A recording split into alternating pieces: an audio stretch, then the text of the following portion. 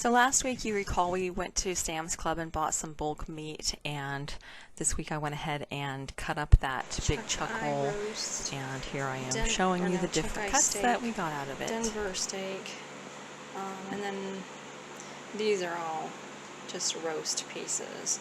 This one I could have chopped up further into stew meat, or even just ground it all up, but I'm going to just go ahead and do that as a roast.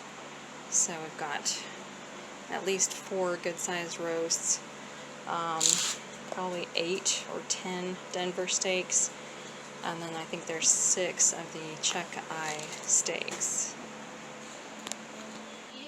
And for packaging, I just used freezer paper and then also put them in the freezer Ziploc bags. So hopefully this will work for the time being. With all the storms raging around us here lately, I wanted to get another good video of the hollyhocks before they are completely destroyed and show you the different varieties that are in here.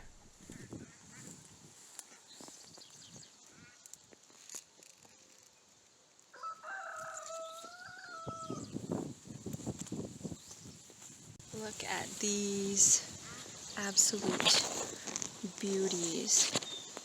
These are they look like peonies. I've never seen hollyhocks like this. Oh, they are so beautiful. I know it's kind of shady, so you can't really see the color of them, but they're like a peachy yellow with a little bit of pink. Very pretty, and it's super windy, so that makes it hard to see. While you're watching footage of me moving the chicken tractors and doing my daily chores with them, I just wanted to let y'all know that we were not affected by the horrific tornadoes that went through just the county above us. We had 7 confirmed tornadoes alone in that county and additional tornadoes in other counties around us. We do have family and friends who were slightly affected by it as far as, trees down and things like that. Thankfully, no losses, but there were some deaths involved with these tornadoes, and it was absolutely horrific. Probably the worst I think Arkansas has ever had.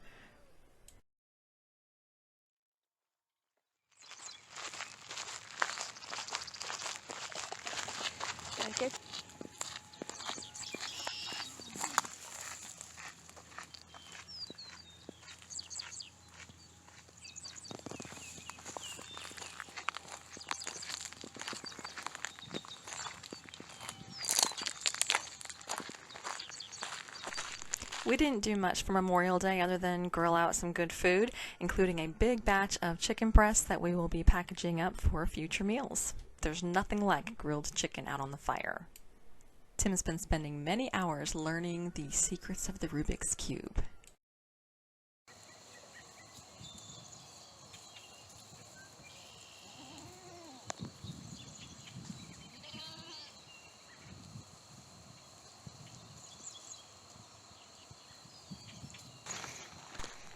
I know the lighting is bad here, but in case you can't see it, that is about, half of our goat herd out by the road. Oh, but people are not gonna want the goats if they're getting out of the pen. Oh, Yeah, I know. I'm running to town today, going to do some errands. I'm going to get the truck serviced.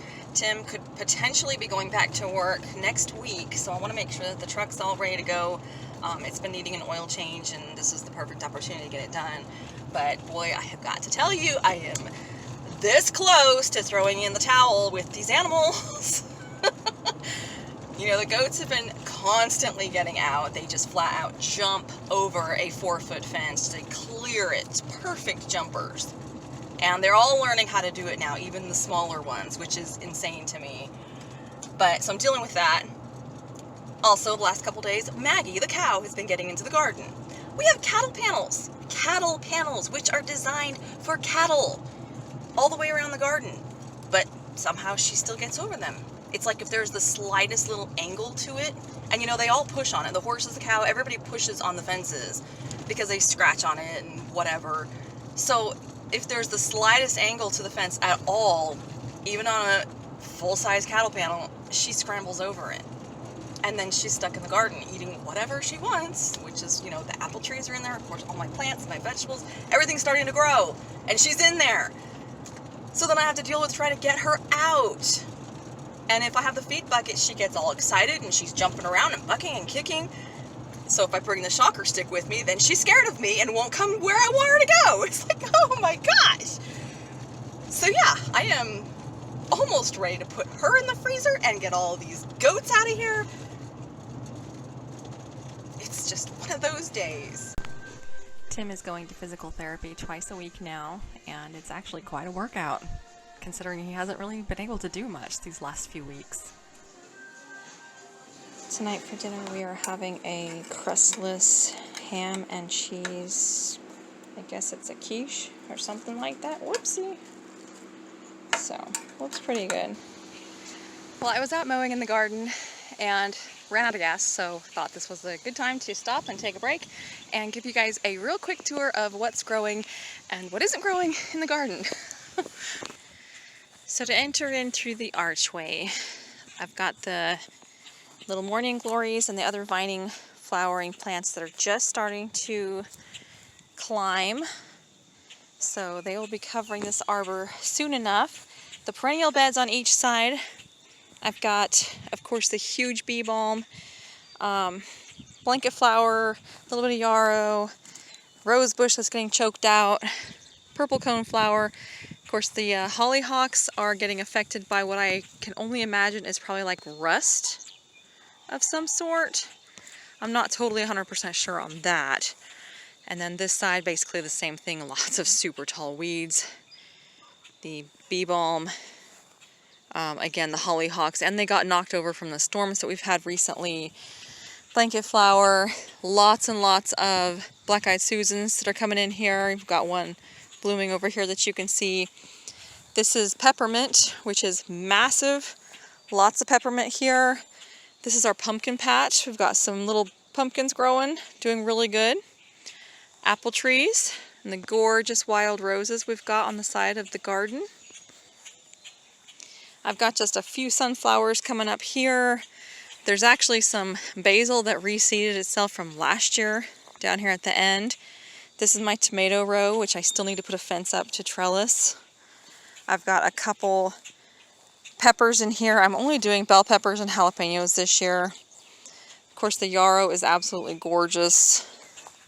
And look at how beautiful this is. We've got some rain coming in, so I'm kind of trying to hurry here.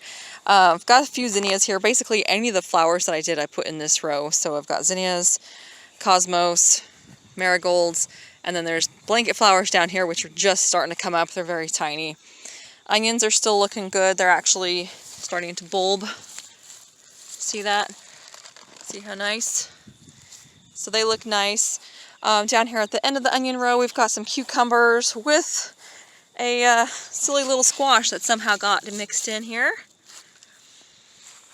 This row has pretty much nothing in it other than the black-eyed Susans that reseeded or came up from last year, because they are perennials.